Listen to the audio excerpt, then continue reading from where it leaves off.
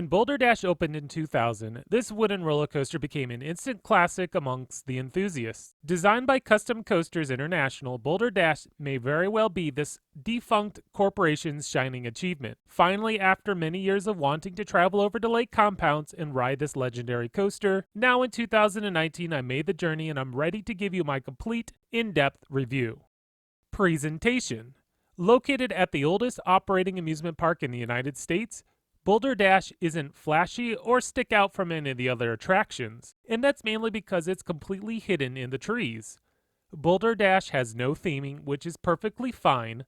Lake Compounce is an amusement park, so no theming is usually expected. Boulder Dash doesn't need theming because this ride is all about flying through the forest at high speeds.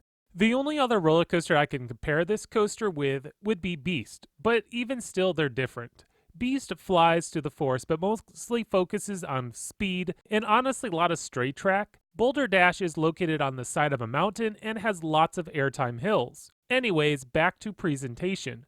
This ride is perfectly placed. Honestly, when I first saw the POV of this ride, I was a little disappointed thinking that a good portion of the ride would be visible from the park and wouldn't have that adventure through the woods kind of feel. I was completely wrong, as once you fly by the station after the first drop, you feel like you've left the park and are trying to find your way back.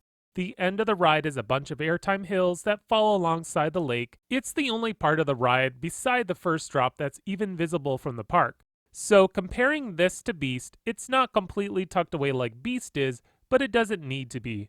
This roller coaster is beautifully placed alongside the mountain. I just love to see all the rocks, trees, bushes that you interact with along your journey. Some might disagree with my score here, but I'm giving Boulder Dash a score of 10 for presentation. Ride intensity.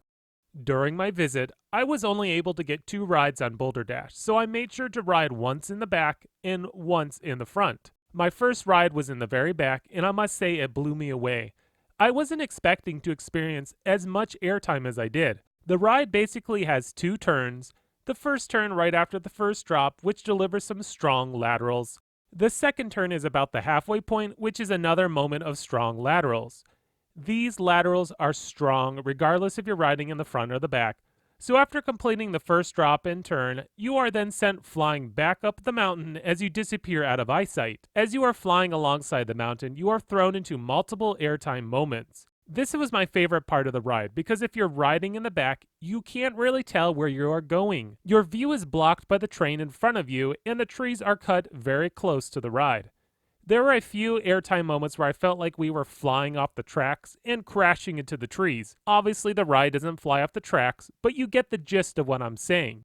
The final stretch as you make your way back to the station is just airtime hill after airtime hill. Some of these hills are better than others. I don't know if I would classify any of them as ejector airtime, but some might get pretty close.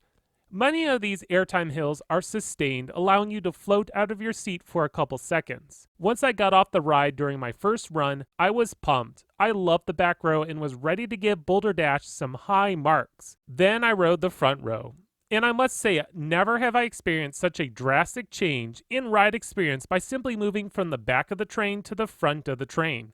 I don't know if everyone has this similar experience, but the front was bad. Boulder Dash is a rough ride, which I was expecting, but riding in the front was so much worse, and much of the airtime moments were diminished. I felt like I was riding Beast instead of Boulder Dash. If I were to rank the difference from the back to the front, I would say the back row was like a 9.5 in intensity, and the front row was like a 7. So middle ground is 8.25, and that's the score I'm giving intensity. Fun factor. Similar to the ride intensity, fun factor is going to be different depending on where you are sitting. As I mentioned already, the airtime moments in the back are quite good. There were many moments that surprised me. If you know me personally, you know that I'm careful about the words that I choose to say, but when I was riding on the back row on Boulder Dash, you could say that I screamed out a couple colorful words. Sprinkle it over anything you say and level! You got yourself a spicy sentence sandwich!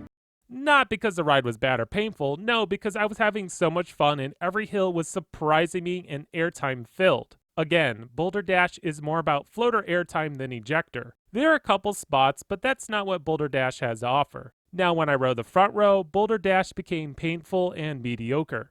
My wife Kara, who was only able to ride Boulder Dash once and she rode up front, her quote as she got off the ride was, "Man, this ride is rough. I thought my boobs were going to fall off." Yeah, the front row isn't that great. I'm curious if this is normal or maybe we're just the exception. But the next time I ride Boulder Dash, I'm going to ride in the back. Oh, and another thing I thought was strange is as far as I could tell, Boulder Dash only has one train. According to RCDB, the ride should have 2 trains, but I didn't see anything else on the transfer table. It's possible that it's been removed for maintenance, I'm not sure, but with a roller coaster that has a ride time of about 3 minutes, not including the loading and unloading process, it could really use a second train in operation. So, if you ride in the back row, I'd give this coaster a 10 for the fun factor, but if you're riding in the front, it's like a 7. I mean, it's always nice to ride up front on any coaster just to soak in the whole ride layout and the surroundings, as the front always has the best view, but yeah, the back is where it's at. Boulder Dash gets a score of 8.5 for the fun factor. Originality. Boulder Dash joins the club with other great terrain coasters. This ride's location is like nothing else in the States. It even finds a way to distinguish itself from the Beast at Kings Island. The ride isn't new being a terrain coaster, but the location it lies on really provides an experience you can't get anywhere else. The layout is somewhat simple with a mostly out and back pattern. The way it interacts with the trees and rocks is what sets this coaster apart from others. Another unique aspect about this ride is that I don't think I mentioned yet, is how low it keeps to the ground. It basically never rises high off the ground. The park labels this coaster as a mountain coaster, which is a pretty good description. It does feel like a mountain coaster since those are all terrain coasters and stick close to the ground. Boulder Dash gets a perfect 10 rating in the originality category. Ride Smoothness. Boulder Dash is a rough coaster, there's no way around it. When I rode it in the back row, I didn't mind the roughness and actually enjoyed all the bumps and rattles Boulder Dash had to offer. When you ride up front, I felt the coaster was considerably more rough and less enjoyable. The smoothest sections of the ride is the second half as you make your way back to the station. Boulder Dash has a few moments of jackhammering, but again, in the back row, I didn't mind it and actually thought it enhanced the whole experience. Overall, I think a score of 6 sounds fair for ride smoothness. Okay, the final score comes to 8.55, which is a great score. Boulder Dash is a world-class coaster, regardless of some of its shortcomings. Back row ride on Boulder Dash was one of my favorite rides on any wooden roller coaster. It's a shame that the other rows of this roller coaster can't measure up to the back row. The ride's location makes this something that you just gotta check out. My personal score comes to 9. I'd love to give this coaster a perfect 10 rating, but I just can't overlook some of the coaster's shortcomings. I understand that Lake Compounce has been very proactive on keeping this wooden coaster in tip-top shape, which I really appreciate. As I already mentioned, I don't mind the ride's roughness. It actually adds character and some of the best wooden coasters out there aren't butter smooth. If this park does have a second train for this coaster, which as far as I've seen online it does, it needs to be operating as much as possible. The queue for this roller coaster really crawls. I would love to give in this coaster a couple more rides, but unfortunately the line was just too long. In conclusion, any of the negativity is outweighed by all the good about Boulder Dash. If you make a trip up to Six Flags New England, make sure that Boulder Dash and Lake Compounce is added to your itinerary. Well, thank you for watching today's review. Let me know what you think of Boulder Dash in the comments below.